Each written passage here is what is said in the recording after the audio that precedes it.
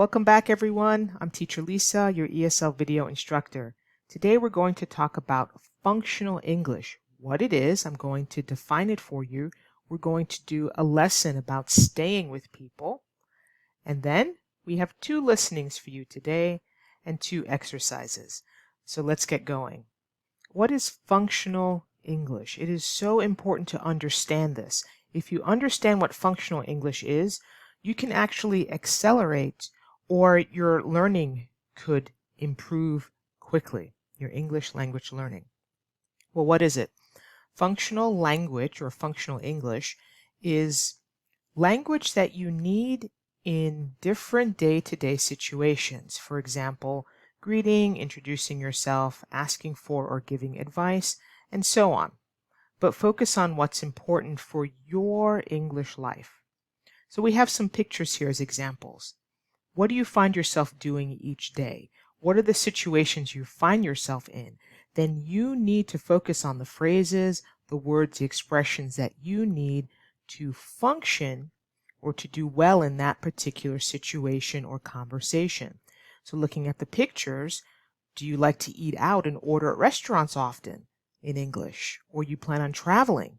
You might want to practice those phrases. Maybe you like to go shopping. Perhaps by profession or trade, you're a mechanic. Or you like to go grocery shopping. All of those situations require a different type of conversation because they require very different words, very specific vocabulary. So, English life. What does your English life look like? Do you like to cook? Do you love talking about cars? Do you go to the movies often? Here's an example. Learn vocabulary for your English life. So, for example, if you like talking about cars, you're going to need words like dashboard, muffler, sunroof. If you don't talk about cars or don't care about cars, don't waste your time learning these words. But if you need it, maybe you're a mechanic, you need these words. Or you love cooking. You watch cooking shows, you love to talk about recipes, you'll need these cooking vocabulary words. Chop, dice, slice. Do you know the difference? So that's what we mean by your English life. Now, what about English situations? What situations do you find yourself in? Perhaps, again, you eat out with clients. Or you find yourself going to the doctors often because you have healthcare issues. Or you might have children and you have to talk to the teacher. You might have to do all these things in English. So are you ready to have these kinds of situations? Your situations that you find yourself in might be different for other students. So think about that. Today's lesson is about staying with people, and we're going to do just that. Maybe you're going to visit someone. You need certain words and phrases. Think about your functional English. So let's get into the lesson. Again, think about the specific terms you need or vocabulary to function in this English situation. So you're going to stay with somebody. You're going to travel abroad, perhaps. Do you know the difference between a landlord and a tenant, a housemate and a next-door neighbor? Live somewhere and stay with somewhere, and stay somewhere. Rent an apartment and own an apartment. Move in and move out. A host family and a homestay student, or even a homestay family.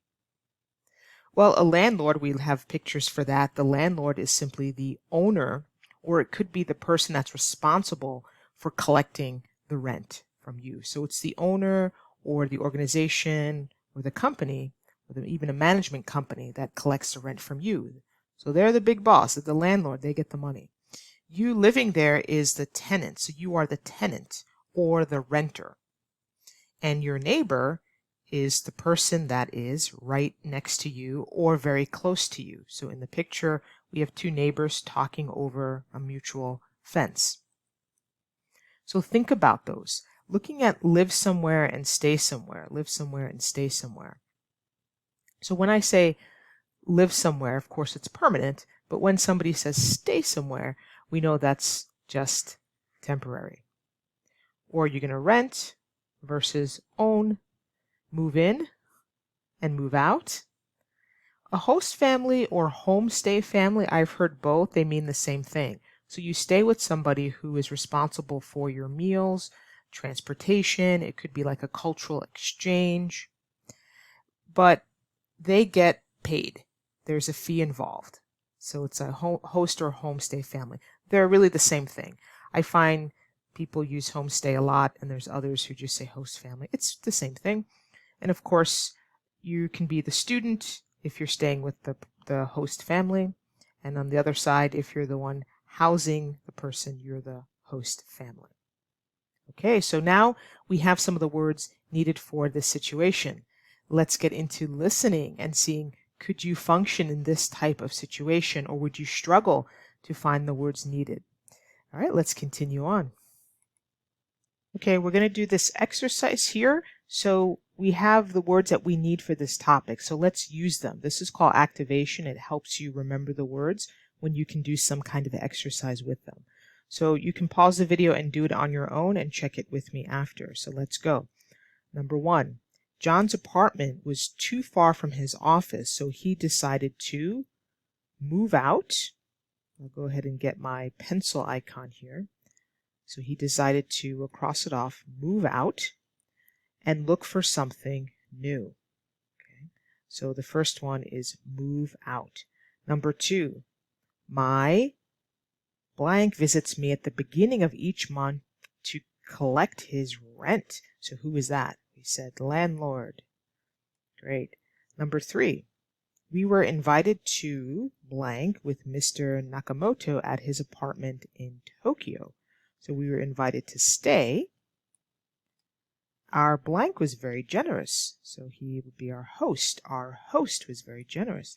He treated us well and cooked us a wonderful meal every night. Next one. Do you own your apartment? No, I don't. I rent it with 3 housemates. Great, we're almost done. Number 5.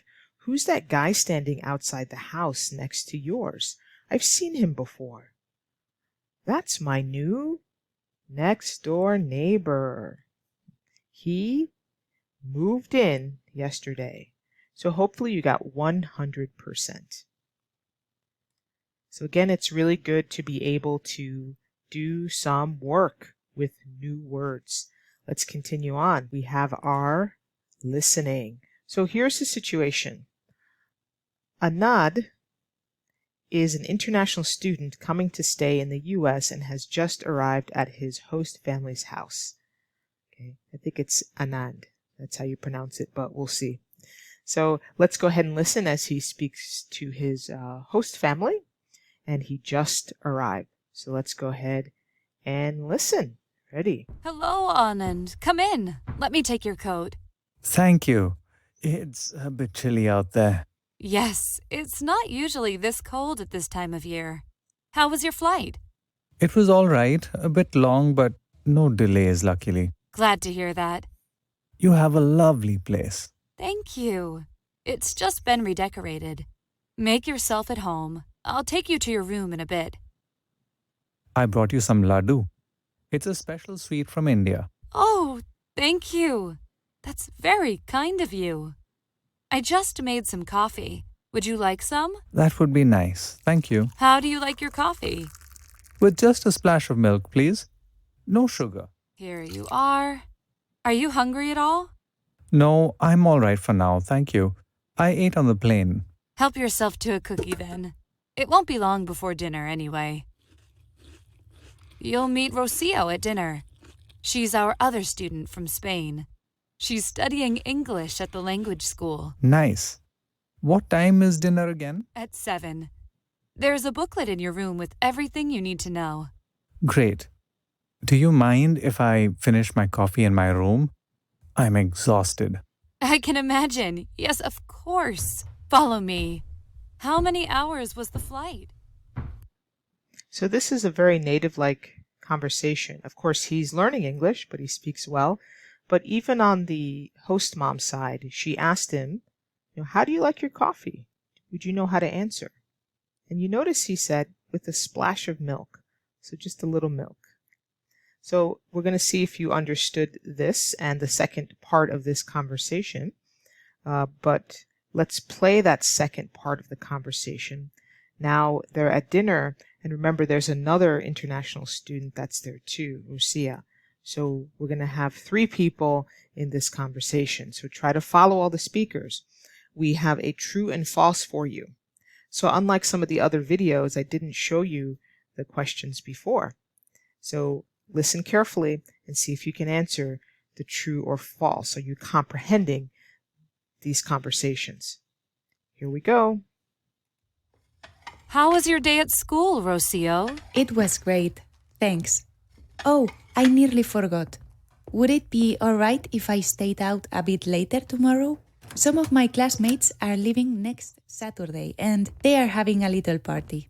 I'm afraid the school is very strict about time. I would need authorization from them. Can you get that for me? I'll try. Oh, that reminds me, I need to print out some homework. Do you mind if I use your printer after dinner? Not at all. It's a bit low on ink, though. Let me know if it runs out. Sure. So, how long are you here for, Anand? A full academic year. I'm finishing secondary school here. Cool.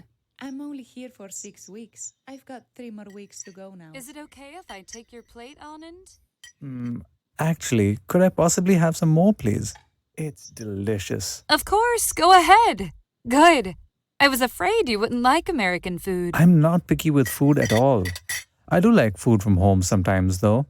Would you mind if I cooked sometime? I could prepare food for everyone. Of course not. I love Indian food. And it gives me a day off in the kitchen. How would you like that, Rocio? I haven't eaten much Indian food, but I'll give it a try. I'll make sure I don't make it too spicy then. Okay, nice. So did you understand everything? Let's go to those questions and see how you did.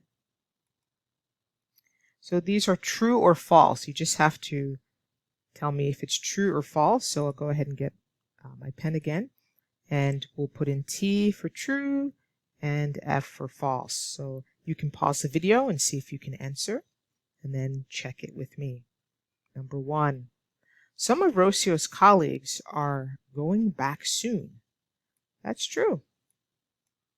Number 2, Lucy asked Rocio for authorization from her school to stay out later than usual. That is also true. Number 3, Lucy doesn't let Rocio use her printer because it's out of ink. That's false, actually. She does let her use it. 4, Anand is in the US for 6 weeks. That is false. Number 5, Anand would like some more food. True. Yeah, he said it was delicious. Number 6, Anand would like to cook Indian food today. That's false. Not today, but some other time. But he did offer to cook for everyone. And 7, Rocio doesn't like Indian food. That's false. She's never tried it, so how would she know if she doesn't like it? She's open to trying it. So how did you do? If you missed 1 or 2, I think that's okay. If you're missing 3 or more, then practice your listening. So hopefully you enjoyed this listening and this lesson. It's just to give you an example of how you have to think about your functional life, what situations you'll find yourself in, what situations are coming up, what words or phrases do you need to function within your English life or within that particular situation. So do not study random vocabulary words. Really be very strategic about it. Have a plan. What are you going to focus on? Because remember, your English life is never the same as someone else's. See you in the next video. Thank you for watching.